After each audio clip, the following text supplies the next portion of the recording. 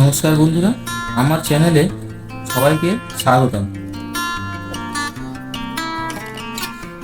আজ আমরা চলে এসেছি দক্ষিণ চব্বিশ পরগনার বিখ্যাত মালঞ্চ পাইকারি মাছ বাজারে। ভোরের আলো ফুটতেই এই বাজারে শুরু হয়ে যায় হাজার হাজার কেজি মাছের কেনাবেচা। চারিদিকে মাছের ডাক, ক্রেতা বিক্রেতার দরদাম আর ব্যস্ততার এক অসাধারণ দৃশ্য। চলুন ঘুরে দেখি এই বিশাল মাছের বাজার। বন্ধুরা, দেখতে পাচ্ছেন সারি সারি দোকানে সাজানো রয়েছে নানা ধরনের টাটকা মাছ। অনেক মাছ এসেছে নদী, ভেড়ি এবং উপকূলীয় এলাকা থেকে। এখান থেকে খুচরো ব্যবসায়ী ও বড় ব্যবসায়ীরা মাছ কিনে পশ্চিমবঙ্গের বিভিন্ন জেলায় নিয়ে যান।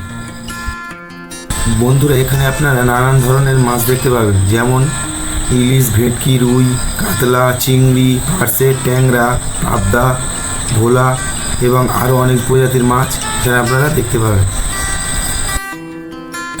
আপনি যদি কোনো অনুষ্ঠানের জন্য মাছ, চিংড়ি কিনতে চান বা এখানে আসতে চান, তাহলে খুব ভোরে আসাই ভালো, কারণ সকাল বাড়ার সঙ্গে সঙ্গে পাইকারি বিক্রি অনেকটাই শেষ হয়ে যায়।